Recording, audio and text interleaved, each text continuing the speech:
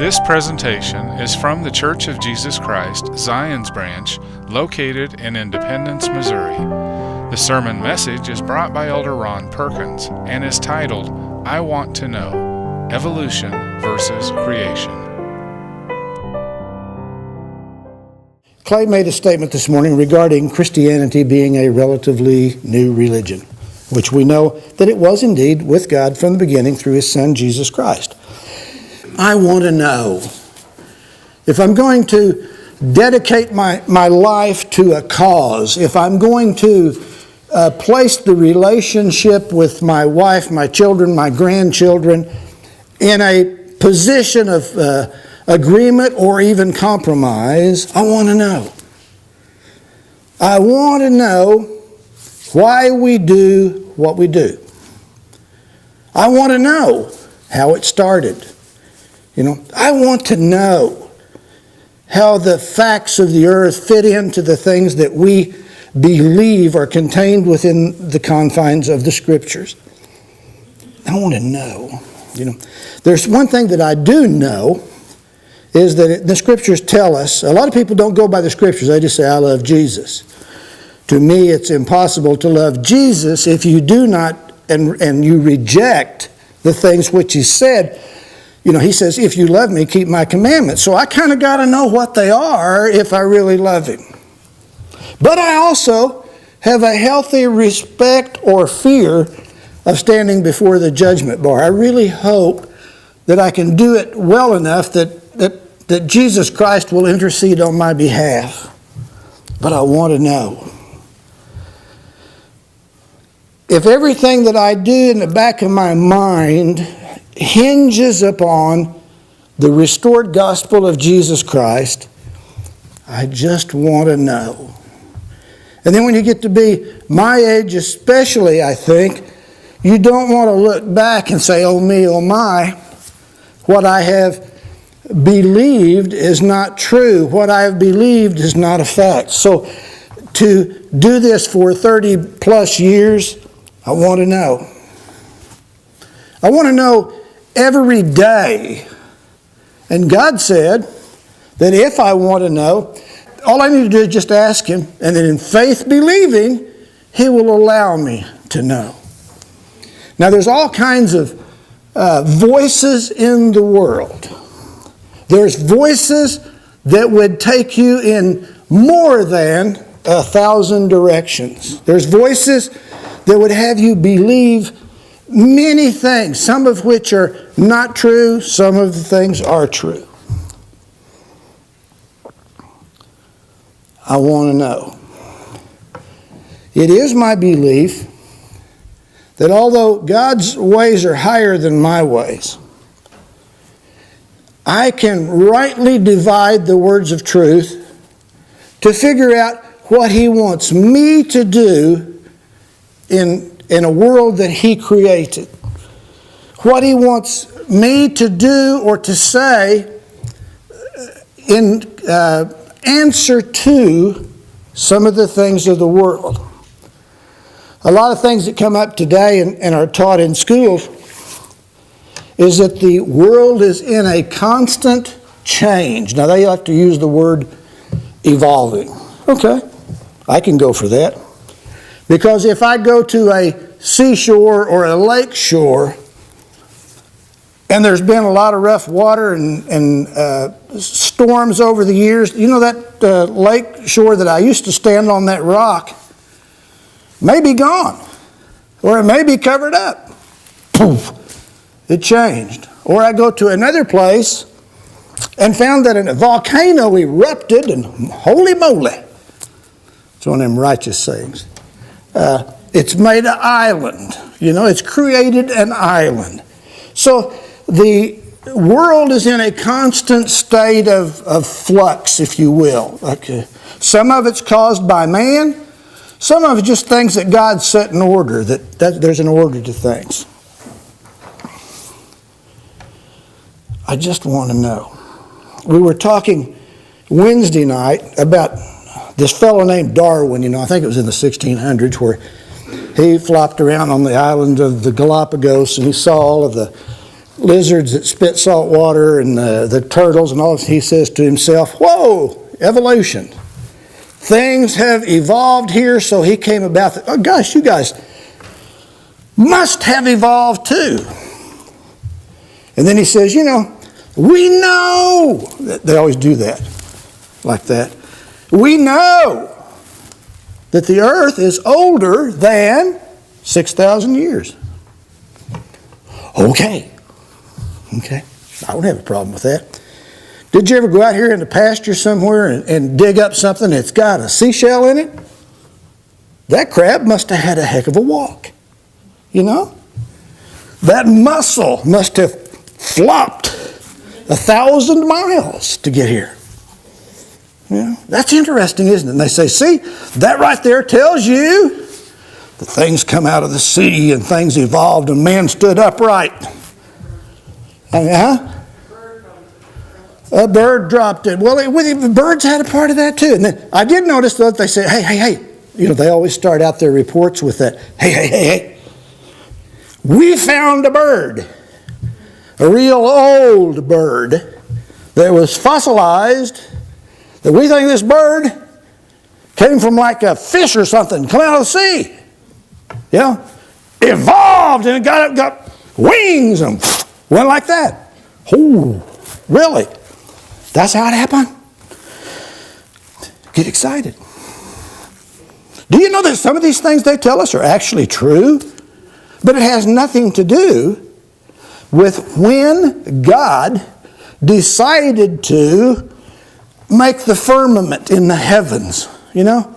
Let's go to Genesis chapter 1. It sounds simple. Genesis chapter 1 sounds simple, does it not? Because everybody says, hey, God did it in 7 days. What is 7 days? What is 7 days? They say, oh, well, yeah, but, and that's a favorite. Well, yeah, but one day with the Lord is as 1,000 years. Agreed. But there was a time and a space prior to the earth when things were being created where there was no one day as 1,000 years. There was a time it was actually before that. And I shall read it to you that you and I can come to an understanding. And like I said, you're welcome to make a comment.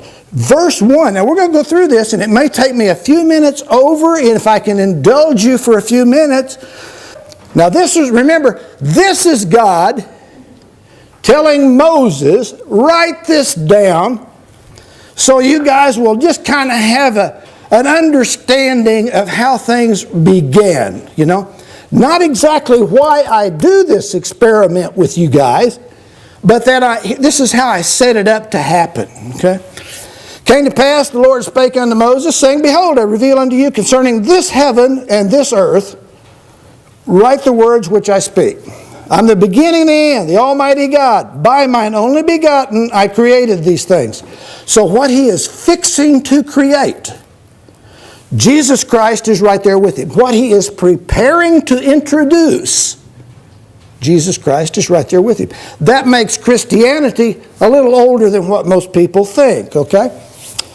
I am the beginning and the end, the Almighty God. By mine only begotten I created these things. Oh, really? Well, what did you create? Yea, in the beginning I created the heaven and the earth upon which thou standest. Great. Now here's how it's going to go down. Okay? And the earth was without form and void. So people would say automatically in their mind, he just took this earth and went like that and whooped it up.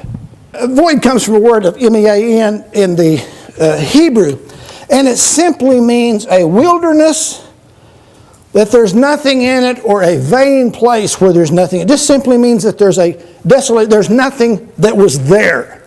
It doesn't mean it didn't necessarily have any substance. It had nothing of any value, okay? But it was there. That's the form. Now the void is an undistinguishable ruin. The void is a vacuum or an emptiness that was out there.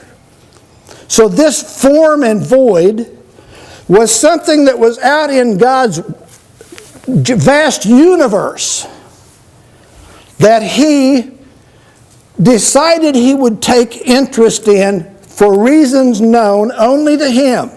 But it was something that was there. It had no value until God put a value on it. Okay? It was a nothingness. It wasn't just an empty expanse of nothingness. It was just something out there that had no worth until God essentially said, I'm going to do something with you, and now you become something of worth, something that I'm going to work with. And the earth was without form and void, okay? And I caused darkness to come up on the face of the deep. That's way out there where this nothingness was, okay? And my spirit moved upon the face of the waters, for I am God. And I, God, said, let there be light, and there was light. And I, God, saw the light, and that light was good, and I, God, divided the light from the darkness, which was handy as you can get. Light from darkness. God, in His infinite wisdom, wants an opposition in all things. No matter what it is, there's an opposition.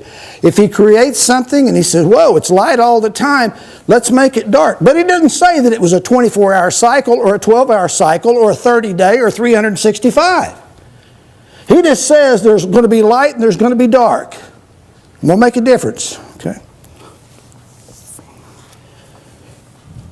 God called the light day, and the darkness I called night, and this I did by the word of my power, and it was done, even as I spake. And the evening and the morning were the first day. How long was that?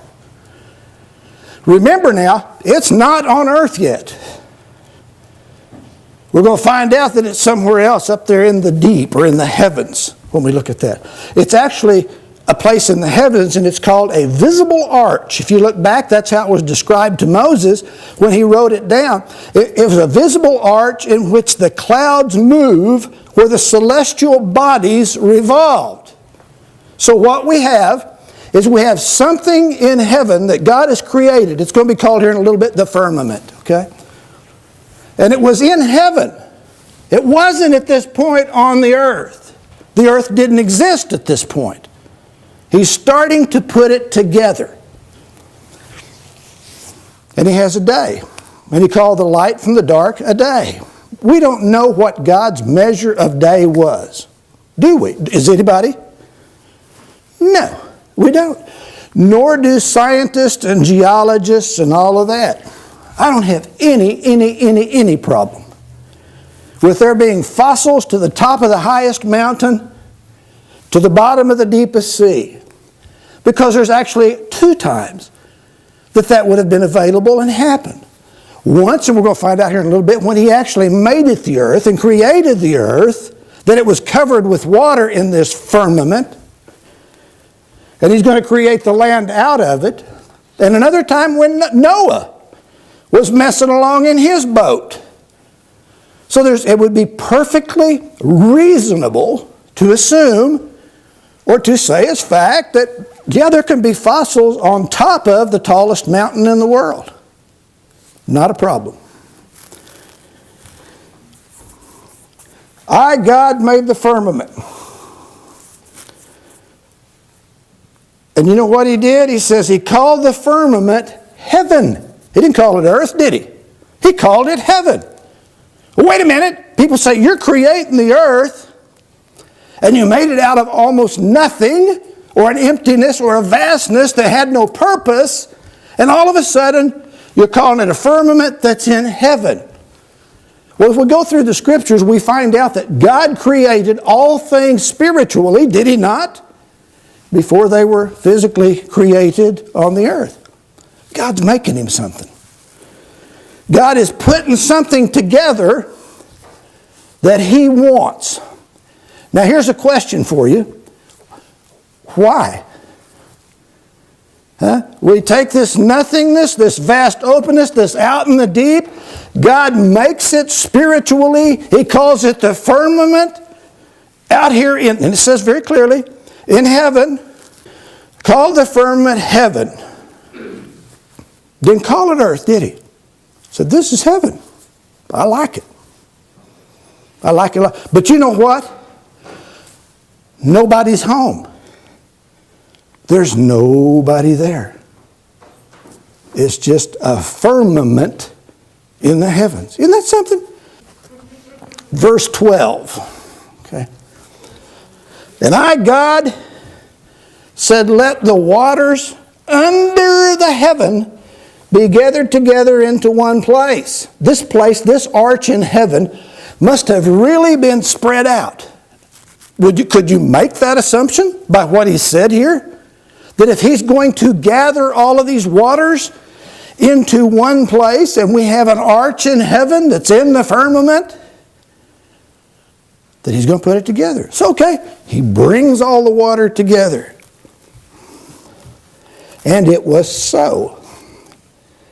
And then he says, and I, God, said, let there be dry land, and it was so. So we find a little bit of difference, don't we? Between the firmament and dry land, do we not? The firmament was something that existed out here, if you will, in heaven. Now all of a sudden he's gathered all of that up and he made some dry land.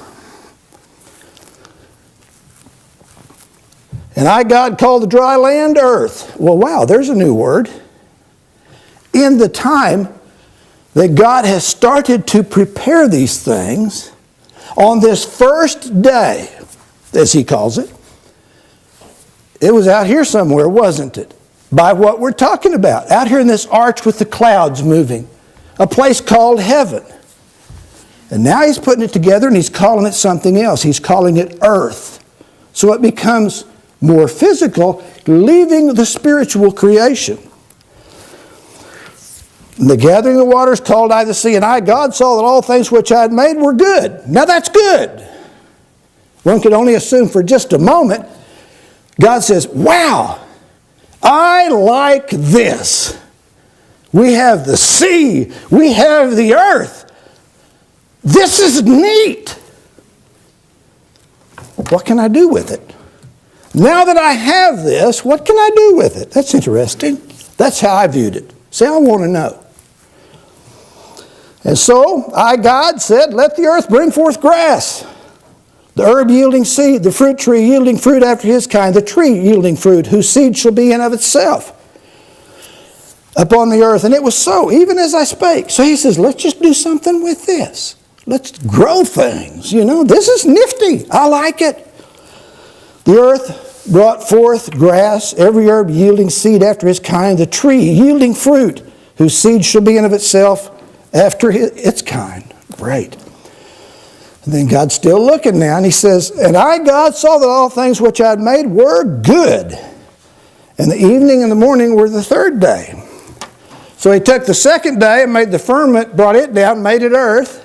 I don't know how long that was, do you? How long does it take to get something out of the heavens, to come down here, put it all together, and make it earth? How long does that take? If there's no measure of time, okay? Only the light from the dark out there long, long time ago. What is the measure? What's the measure of a day in that time before it came here? See, God's ways are higher than our ways, and the scriptures say God's ways are past us finding out. We don't know that. God's not trying to get you pinned to a 6,000 or 7,000 year time frame. He's not trying to get you pinned to a 24-hour day. He's trying to say that this is a process of steps in time that he has done. And for you or I or anyone else to say, when this arch was in heaven, that it was a 24-hour day is absolutely, positively, 100% irrevocable, impossible. We don't know that. Now that's fairly definite, isn't it? We don't know that. But he did like what he had done with his Son, Jesus Christ. And I, God, said, let there be lights, where? In the firmament, out there, in heaven. Okay? To divide the day from the night, and let them be for signs and for seasons. Now we're starting to talk about, he might be actually talking about 1,000 years or whatever. But he's setting things in order that have not taken effect yet. He just said, let's set these out there in the firmament, if you will. Let them be for signs, for seasons, for days, for years, and let them be for lights in the firmament of the heaven to give light upon the earth, and it was so. So as he set these lights up in the firmament, I got a question to ask you. Who's going to use them in the firmament? Right now, if he created all of this in the firmament, the day, the night, the time period, the lights, who's going to use them? Nobody. There's nobody there, is there? He's getting all this stuff just set in order. There's nobody to use it. There's nobody that says, oh, sweetie, it's time to get up. It's light. There's nobody to say that. There's nobody around. He's God of order. He does things in order. God made two great lights. The greater light to rule the day, the lesser light to rule the night.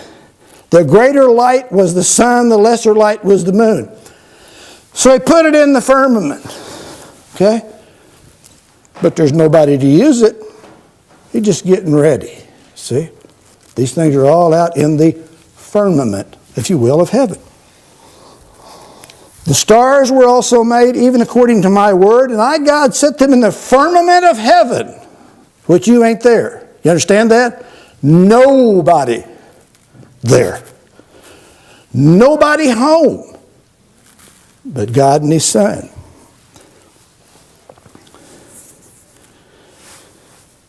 To give light upon the earth, the sun to rule over the day, the moon to rule over the night, and divide light from the darkness. And I, God, saw that all things which I had made were good. And the evening and the morning were the fourth day. What was the time? We don't know, do we? We got 4 days that's transpired here where He's getting things ready in heaven. And in our small minds, we only say, you got, 80-some hours to do it? 24 hours a day? You just got a short period of time, Lord, to make this fit in so that your plan of salvation will fit with all these dim-witted twits' minds. That's what we're saying. What I'm saying to you is, the first, second, third, and fourth day is there was no measure of time out there in heaven. No measure. And I want to tell you something. You nor anyone else can prove that there was. See, the things we do, the things we believe are accepted on faith because we do believe there's a God in heaven. We do believe that His Son is Jesus Christ. We do believe that we have hope through His resurrection. We do believe that we have hope through His Word. Some of these things we take based upon faith, and we develop our hope through the knowledge we gain of the Scriptures. If you put the Scriptures away and say, I'm going to serve God without the Scriptures, you are of all men and women most miserable because it would be impossible for you wouldn't know what the Word of God is. But with the Scriptures, we have the Word of God. So we've got Him setting something out here in the firmament of heaven that we like. We like the thought. We like the concept. We like what He's done. And we want to call it earth and the creation. But it's not yet. It's still out here. I, God, saw all things which were made were good, the evening, morning of the fourth day. So then He says, and this is very interesting to me. How many times have you heard scientists today say, we found a bird that resembles somewhat the structure of a fish. This bird has hollow bones. This bird looks like a fish walked up on the bank and had wings. Have you ever heard that?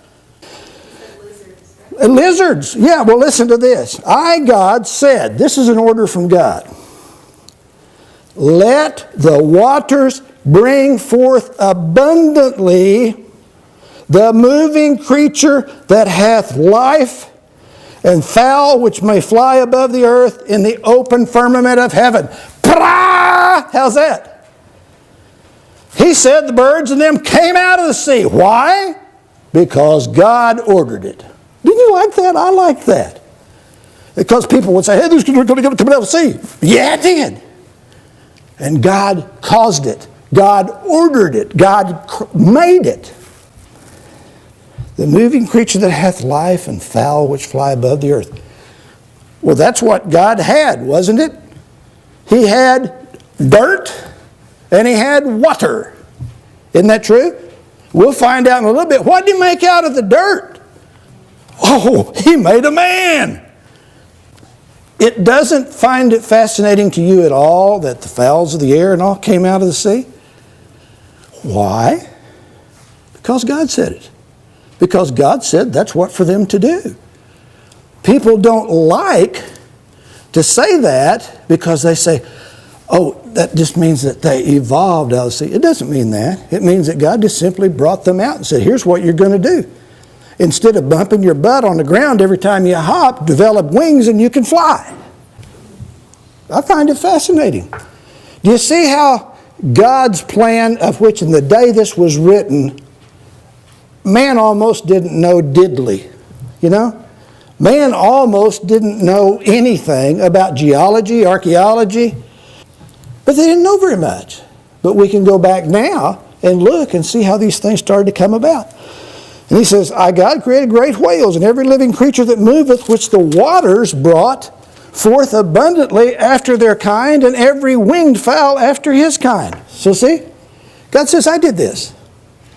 At this time, Darwin's theory of evolution was way thousands of years away from even being thought about. You know, he evidently stumbled on something that he saw that could have happened and never stopped to think that, hey, that's what God did. That's how God brought all this about. I, God, saw that, that's 24, all things which I created were good, and I, God, blessed them, saying, be fruitful, multiply, fill the waters in the sea, let the fowl multiply in the earth.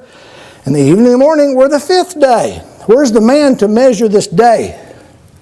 We don't have him yet, do we? I, God, said, let the earth bring forth the living creature after his kind, cattle, creeping things, beasts of the earth after their kind, and it was so. So he created the beasts upon the earth. Now people will ask about dinosaurs. I don't know the role of dinosaurs. I know they roamed the earth. But maybe it was when this stuff was out here and actually meant nothing. Maybe it was when this void, this form and void was out there where this earth had no name, had no meaning till God decided that he would use it in his work. Maybe they had somebody out there a long time ago that just loved to kill dragons and God made him some. I don't know.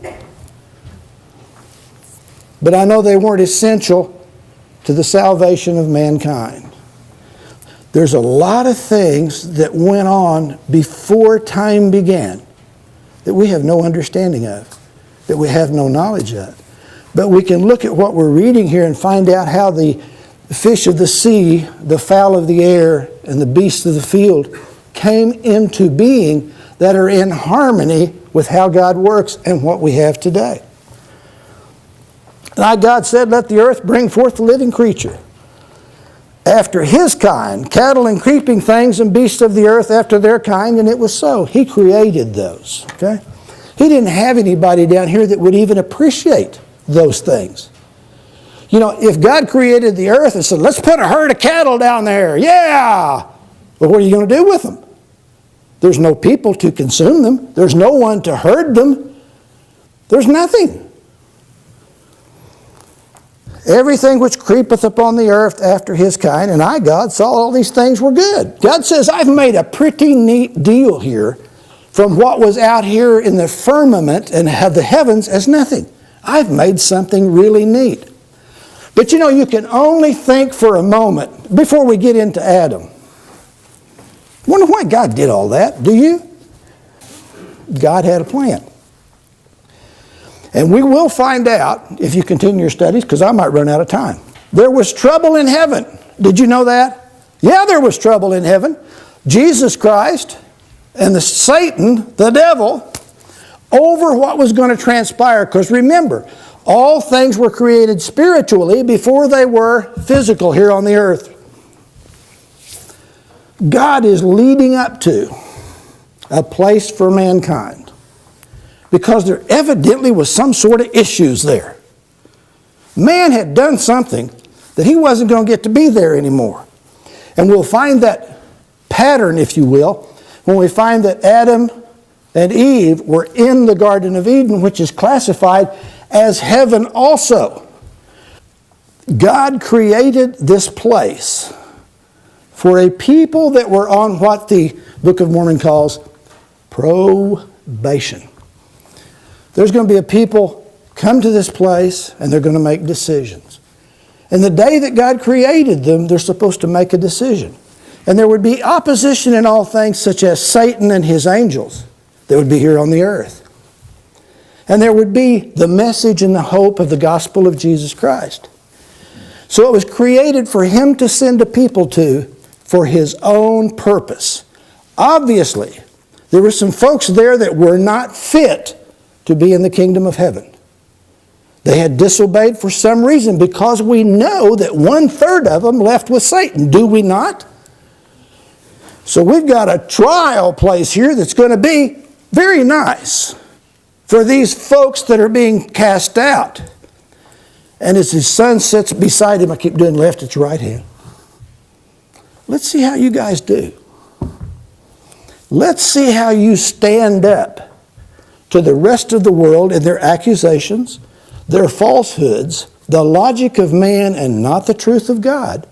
Let's see how you stand up to the things of the world. Let's see if you have faith. Let's see, because you know death becomes each one of us at some time. Let's see if you have enough faith and enough hope to abide in this word as I give you how it was put together, to return to the kingdom of heaven, to participate in a resurrection. That's our test. That's our trial. We look to see how God put things together, and sometimes in our little noodle minds, we can't get it. But if we really want to know, set ourselves to study, we can figure out why he did certain things and take it on faith that we shall act in a certain way, and we will not deter ourselves from the faith that was once given to the saints, that we too can participate in that. He's telling us that all these things were created out here in a first day, a second day, a third day, a fourth day. Then we'll get down here to where he creates Adam. And then we start getting into the time of, you're talking about either years or days. But not in the beginning. Because we don't know, how long does it take to gather up something that's void in heaven, or a form in heaven, and bring it together and look upon it and say, this is all right, but I think what I'll do now is just bring it all together into water. And then I think I'll have earth come out of this water. God can do anything, I understand that. But he had to have some time that these things took place, because everything that God has ever done takes one thing: time. It takes time. That men might look out and see these things, that they transpire, that the Scriptures are fulfilled, that we have an exact history of what happened from the time God gave Moses the law till they rejected the law, till we had Jesus Christ, till we had his resurrection, till we have what they call Christianity. It was in the beginning, but he brought it back. We have so much to be thankful for, and we can see everything that happens in the world by reading in the book of Isaiah, by reading in Jeremiah, by reading in the Gospels and the writings of Paul and James, what will transpire in certain days. How kingdom shall rise against kingdom and nation against nation. How scourge comes upon the earth. How certain things are not natural to man to do, that are in direct opposition to God. We have the plan of salvation. We have how God brought about this earth, how God brought about everything that is in it. And people would still pull you away. Don't let them take your hope. Don't let them affect your faith. You can read in here how easy and how well it flows of how God created all things. He made man out of dirt. People say, I just don't see how I can do that, because he has the breath of life. I've told you over the years, they examine any one of your bodies, any of us. The things that make up our bodies are the elements of the earth. That's all we are. We're just dirt. And without that Spirit of God, without that breath of life from God, we're going to be dirt again. But the Spirit that he also had way out here in heaven, the Spirit that he created first, before he ever sent it down here, you possess. But we want two spirits that'll be well with us in the last day. We want the Spirit of God, or the Spirit of Christ, residing within our souls with our spirit. Therefore are we assured of a resurrection. We have hope of a better life. You and I have been there before. You and I want to go there again. But you can't have faith without hope. And you can't have hope without knowledge. And if you have knowledge of how God operates, what God does, and you study to show yourself approved, then you're not going to be numbered among those who are most miserable, but those indeed who can participate in the best blessings of God that he ever had. That you and I can go back. That you and I can sit on the right hand. That's the purpose of the Scriptures. That's the instruction that he gives us, is to bring us back into his presence. But he gave you one thing in the beginning, just as he gave Adam.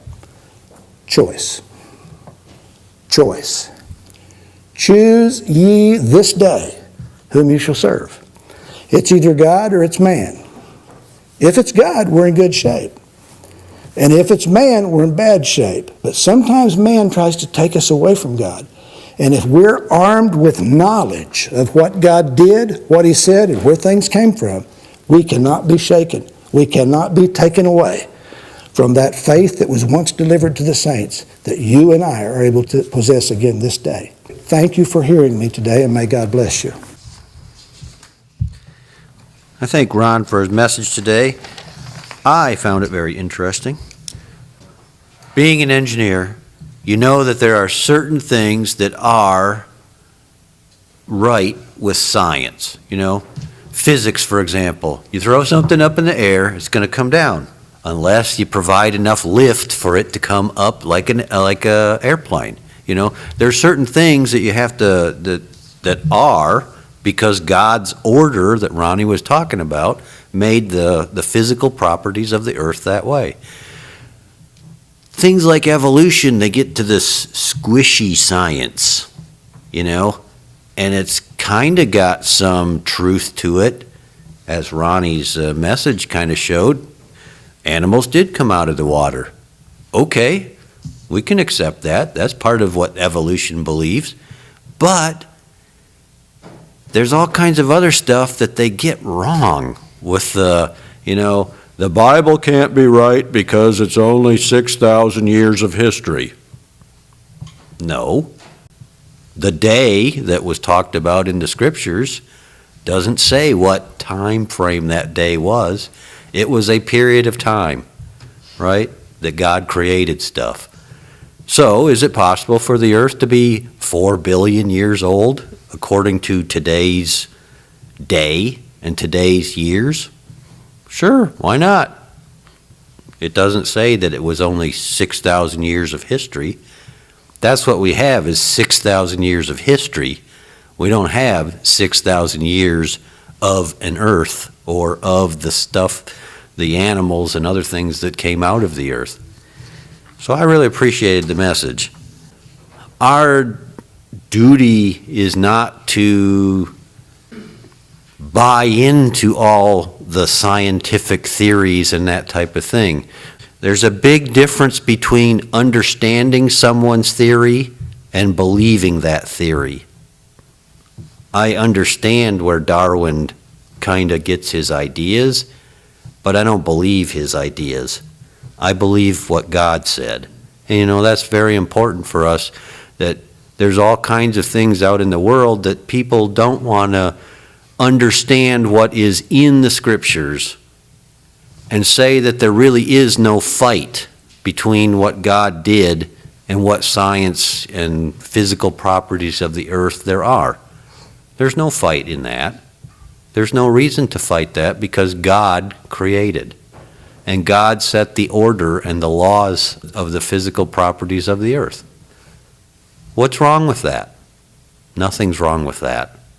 It's better if we understand that God did those things and accept those things, and then you can then say, your theory is out of whack with what God set up.